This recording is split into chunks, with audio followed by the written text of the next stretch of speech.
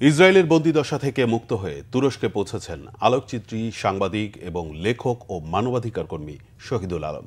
ইস্তাম্বুলে বাংলাদেশের consul general Mohammad Mizanur Rahman দেশটির বিমানবন্দরে তাকে অভ্যর্থনা জানিয়েছেন। আলোকচিত্রী শহীদুল আলম সহ সব অধিকার কর্মীকে মুক্তি ও দেশে ফেরাতে সহযোগিতার জন্য তুরস্কের প্রেসিডেন্টকে অভিনন্দন জানিয়েছেন প্রধান উপদেষ্টা ডক্টর মোহাম্মদ ইউনুস। রিপোর্ট সৈয়দ আব্দুল মুহিতের। ইসরায়েলের কারাগার থেকে তুরস্কে পৌঁছেছেন আলোকচিত্রী, সাংবাদিক, লেখক ও মানবাধিকার কর্মী শহীদুল আলম।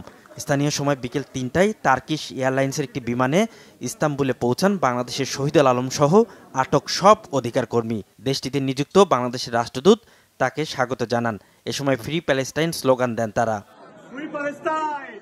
এর আগে ফিলিস্তিনের ইসরায়েলের নৃশংসতা বন্ধে এবং গাজায় ইসরায়েলি নৌ অবরোধ ভাঙার প্রত্যয় নিয়ে ফ্রিডম ফ্লোটিলা কোয়ালিশন নৌযাত্রা শুরু করে।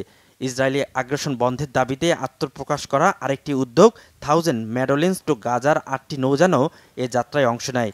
মোট 9টি নৌযানের বহরে বিভিন্ন দেশের রাজনীতিবিদ, সাংবাদিক, চিকিৎসক ও অধিকার কর্মীরা যোগ দেন। সেই দলে ছিলেন বাংলাদেশের আলোকচিত্রী শহীদুল আলম।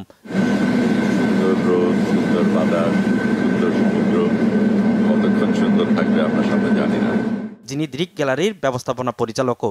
বুধবার শহীদুল আলমের নৌবহরে আক্রমণ করে ইসরায়েলি সেনারা। নৌযানের বহরে থাকা সব অধিকার কর্মী ও নাবিককে ধরে প্রথমে তাদের আশদোদ বন্দরে নেওয়া হয়। এরপর আইনি প্রক্রিয়া শেষে ইসরায়েলের কেতজিয়েত কারাগারে পাঠানো হয়। শুক্রবার ব্যাপক চাপের মুখে ছেড়ে দিতে বাধ্য হয় ইসরায়েল। কারাগার থেকে সরাসরি একটি ফ্লাইটে তুরস্কের উদ্দেশ্যে পাঠিয়ে দেওয়া হয় তাদের। এদিকে মুক্তি ও দেশে ফেরত পাঠাতে সহযোগিতার জন্য তুরস্কের প্রেসিডেন্টকে ধন্যবাদ দিয়েছেন প্রধান উপদেষ্টা ডক্টর মোহাম্মদ ইউনুস। সৈয়দ আব্দুল মুহিত, বাংলাভিশন, ঢাকা।